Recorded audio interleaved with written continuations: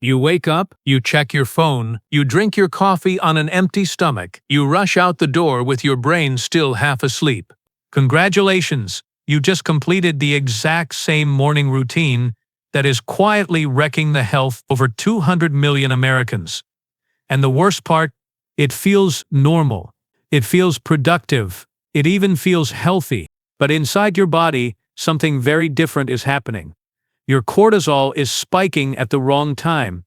Your blood sugar is crashing before lunch. Your gut is inflamed before you've eaten breakfast. By the end of this video, you're going to understand about exactly why the normal American morning is a slow-motion assault on your heart, your brain, and your metabolism.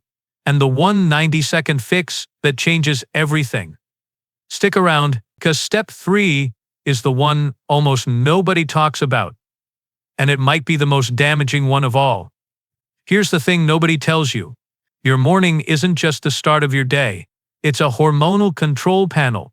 The first 60 minutes after you wake up set the tone for your cortisol, your insulin, your dopamine, and even your heart rate variability for the next 16 hours. Get it right, and your body runs like a well-tuned engine. Get it wrong, like most of us do, and you're basically front-loading your day with stress, inflammation, and energy crashes. So let's break down the 4 morning habits that are doing the most damage.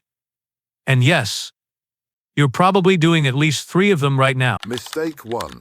The phone-first brain. The moment you open your eyes and reach for your phone, your brain gets hit with a flood of notifications, news, and emails before it's even fully awake. Here's what's happening biologically. Your brain naturally transitions from deep sleep into a low-frequency theta state right before waking. This is when your mind is supposed to ease into consciousness. Instead, you interrupt that transition with a burst of blue light and mental stimulation. Your brain goes from 0 to 100 in seconds. Cortisol, your primary stress hormone, spikes almost instantly. And here's the curiosity gap. That cortisol spike doesn't just stress you out for 5 minutes. Research on cortisol awakening response shows this early spike can stay elevated for hours, keeping your nervous system in a low-grade fight-or-flight mode for most of the morning.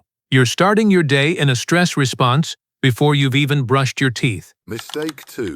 Coffee on an empty stomach. This one's gonna hurt, because I know most of you are doing it right now. Black coffee. First thing, nothing in your stomach. It feels like a ritual. It feels like a boost. But here's what's actually happening inside you. Caffeine on an empty stomach spikes cortisol even further, right on top of the spike you already got from your phone. It also stimulates your stomach to produce hydrochloric acid with nothing there to buffer it, which over time can irritate your gut lining. But here's the part almost nobody talks about. Caffeine blocks a molecule called adenosine. Adenosine is what makes you feel sleepy. By blocking it first thing in the morning, before your natural cortisol wave has even peaked, you're essentially masking your tiredness instead of resolving it. It's not a lack of willpower, it's biochemistry. Mistake 3. The rush response. Here's the one I promised you at the start. Rushing. Checking the time. Moving fast. Eating fast. Thinking about 10 things at once before you've even left the house. Your body cannot tell the difference between "I am late for work" and "I am being chased by a predator." Both trigger the same ancient survival system, a surge of adrenaline and cortisol, elevated heart rate, and blood being redirected away from digestion and toward your muscles. Do this every single morning, 5 days a week, for years, and you're training your cardiovascular system to treat mild inconvenience like mortal danger. Over time, that chronic activation is linked to elevated blood pressure and long-term strain on the heart. Your body was built to handle short bursts of danger. It was never built to start every single day with a fire alarm.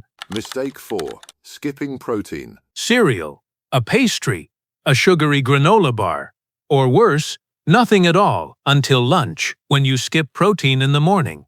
Especially after a cortisol spike from stress and caffeine, your blood sugar has nothing to stabilize it. It spikes, then crashes hard. That crash triggers cravings, brain fog, and irritability by mid-morning. And it also asks your pancreas to pump out extra insulin to compensate.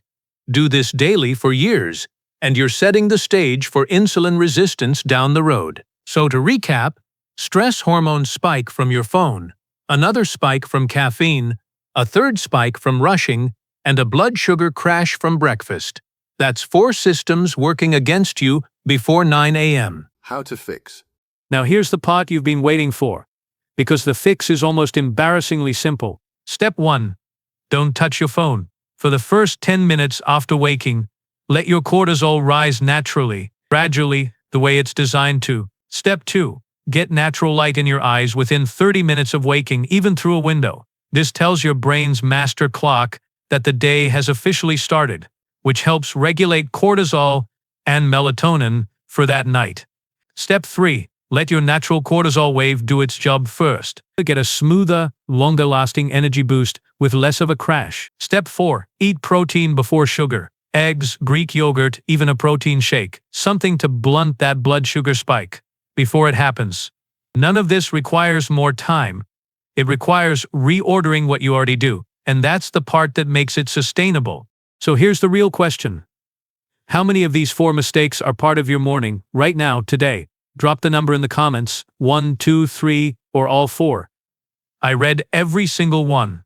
If this video actually changed how you're going to wake up tomorrow, hit subscribe, because next week we're breaking down the nighttime routine that's silently wrecking your sleep, and it's connected to everything you just learned today. I'll see you in the next one.